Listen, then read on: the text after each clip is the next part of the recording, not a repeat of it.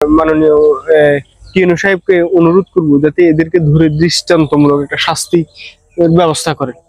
আমাদের এলাকায় এরকম কি দুর্ঘটনা ঘটতে পারে, এতে করে ওরা স্প্রে পার্টি বলেন মলম পার্টি বলেন এরা সাহস করবে না। যদি মত নির্বিশেষে আমাদের এখানে মানে যে আওয়ামী লীগ করুক, বিএনপি করুক, জামাত করুক, আমরা এখানে দেখি নাই কেউ কাউকে ওরকম ভাবে কি হেনস্থা করতে।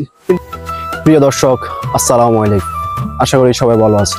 প্রতিবারে নেই চলে আসলাম ভিন্ন একটি আয়োজন নিয়ে। আজ আমরা কথা বলবো সন্দ্বীপের সমসাময়িক ইস্যু, সন্দ্বীপে যে নিরাপত্তা সংকট, চুরি ডাকাতি ও স্প্রে পার্টির আতঙ্ক নিয়ে জনমনে যে উদ্বেগ, তার প্রতিকার ও প্রতিরোধ নিয়ে আলোচনা করবেন আমাদের মাঝে তরুণ বিশ্লেষক তাজুল ইসলাম সৈকত। সৈকত ভাই কেমন আছেন? ভালো আছে। কি অবস্থা ভাই, ভালো আছেন? আছে আলহামদুলিল্লাহ। সন্দ্বীপে যে ইদানিং দেখতেছি যে চুরি ডাকাতি, তার সাথে এখন আতঙ্ক যুক্ত হয়েছে যে স্প্রে পার্টি, যে এটার কারণটা কি? আর যে সন্দ্বীপে যে প্রশাসনে এই বিষয়ে ভূমিকাটা কি? আসলে আপনি জানেন দীর্ঘ একটা স্বৈর শাসনের পতনের পর সবকিছু এলোমেলো ছিল, ঠিক আছে। প্রশাসন পর্যন্ত মানে একটা ভয়ে আতঙ্কে ছিল, কি হতে কি হয়। আমরাও জনমনে যথেষ্ট একটা কি আতঙ্কে ছিলাম প্রথম। এরপর আল্লাহ রহমত সবকিছু স্বাভাবিক হইল। আমরা মোটামুটি সবাই সবার কর্মে পৌঁছে গেলাম, যে যার কর্মে ব্যস্ত, ঠিক আছে। আপনি জানেন শুরুতে একটা পার্টির সন্দ্বীপে তারা হানা চালছে, ওই যে একটা লাঠি নিয়ে মানে গাড়িতে যাই রোডে যারা পেতো আজকে হঠাৎ করে তারা এটার বিরুদ্ধে সবাই মানে এলাকার সবাই এবং প্রত্যেকটা এলাকার মানুষ এবং প্রশাসন যখন এটার বিরুদ্ধে সোচ্চার হলো, এটার একটা পরিবর্তন আসছে আমরা দেখলাম। এরপর ইদানিং মনে করেন ওই কত 15-20 দিন বা মাসখানেক আগ থেকে যে একটা অবস্থা সন্দ্বীপে, এখন তো মানে এটা একটা নিরাপত্তার মানে ইস্যু হয়ে গেল। মানে সন্দ্বীপের মানুষ যে একটা আতঙ্কের মধ্যে আছে, আমার নিজেরও ভয় লাগে। মানে এই যে রাত্রে একা বাইরেতে রোডে বলেন বা ঘর থেকে বলেন, মানুষের নানান ধরনের প্রয়োজন আছে না ভাই।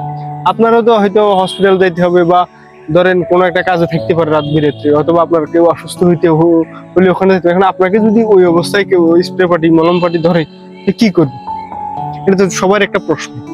যেখানে আমরা সন্দ্বীপের সব মানুষ আপামার দল মত নির্বিশেষে আমাদের এখানে মানে যে আওয়ামী লীগ করুক, বিএনপি করুক, জামাত করুক, আমরা এখানে দেখি নাই কেউ কাউকে ওরকম ভাবে কি হেনস্থা করতে। কিন্তু এই মলম পার্টির মানে এরা এমন মানে আত্মীয় স্বজন বুঝতেছে না, তারপরে গরিব মানুষ বুঝতেছে না, মানে বয়োজ্যেষ্ঠ মানুষ, তারপরে শিশু বাচ্চা, এদের কারো নারী, ওরা শুধু একটা জিনিস ইয়ে করতেছে, এটা হচ্ছে কি ওদের স্বার্থ।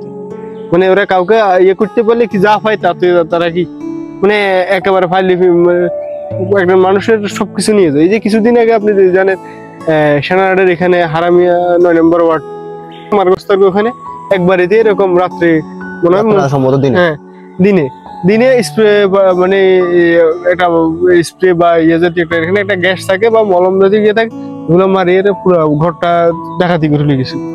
এখানে জিনিসটা হয়েছে কিরকম, ওই দিনে যখন হয়েছে ওই নাকি ভিক্ষা করার জন্য মানে একটা ইয়েতে আসছে, মানে এটা একটা ওই মানে একটা ব্যাচ দূরে আসছে। এখন ব্যাচ দূরে আসার প্রেক্ষিতে তখন আমাদের গ্রামের মহিলারা তো সহজ সরল, ওই সহজ সরল হওয়ার প্রেক্ষিতে যখন ভিক্ষু করে যায় তখন তো দরজা খোলার পরে তখন যায় নাকি স্প্রে মারি, তখন হ্যাঁ। এই যে আমাদের এই যে আপনি জানেন আমাদের এখান থেকে লম্বা একটা কারেন্টের তার নিয়ে গেছে, তাও এই পার্টিরা। তারপরে আমাদের এইদিকে মনে করেন যে আপনি জানেন আনার ভাইয়ের গরু, ঠিক আছে। এখানে এরকম করে সারা সন্দ্বীপের মানুষ এখন একটা যথেষ্ট আতঙ্ক রয়েছে এবং প্রশাসন এই ব্যাপারে আমার মনে হয় না এখনো ওই আগের মতো কাজ করতেছে।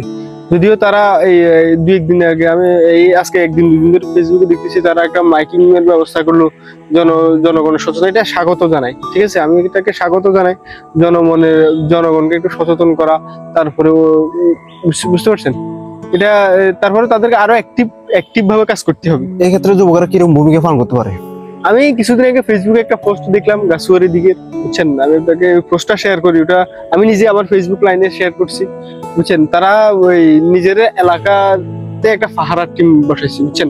তাদের এলাকাতে যাতে এই ধরনের ওই যে আপনি জানেন গাছুয়াতে কিছুদিন আগে একটা ঘটনা ঘটার পরে এলাকার সবাই মানে ইয়াং জেনারেশন ওরা মিলে এই ঘটনাগুলো যে কেউ রাত্রে শিফট আকারে আর কি, বুঝছেন।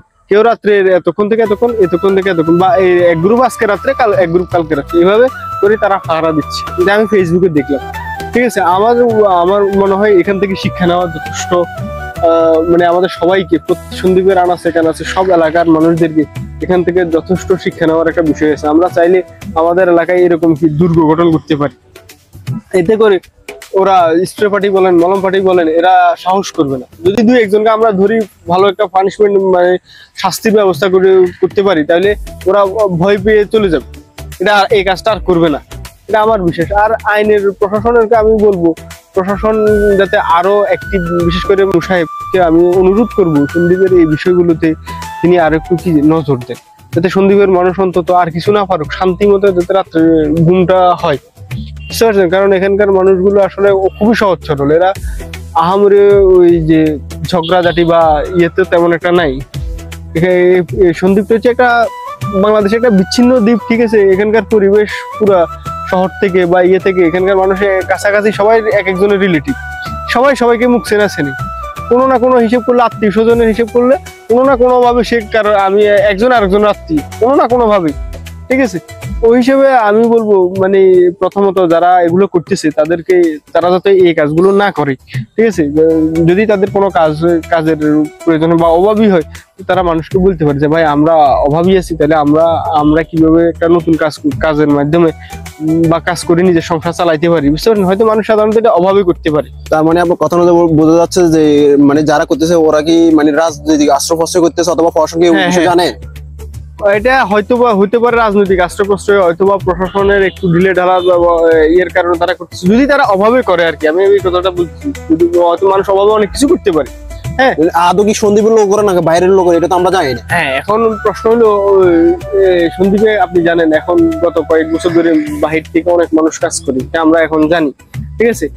এখন ওরাও করতে পারে, যদি ওরা করে তাহলে ওদেরকে আমি মাননীয় টিএনও সাহেবকে অনুরোধ করবো যাতে এদেরকে ধরে দৃষ্টান্তমূলক একটা শাস্তি ব্যবস্থা করেন উনি, ঠিক আছে? উনি চাইলে প্রত্যেকটা এলাকাতে এলাকার মানুষজন গণ্যমান্য ব্যক্তিদেরকে নিয়ে এলাকাতে একটা কি ওই যে গাছুয়ার মতো একটা টিম গঠন করতে পারে, যেটা এই প্রত্যেকটা এলাকার মানুষ স্বতঃস্ফূর্ত, ইয়াং জেনারেশন খুবই উৎফুল্ল, রাত্রে 12টা পর্যন্ত সবাই এমনি নর্মালি জাগন থাকে।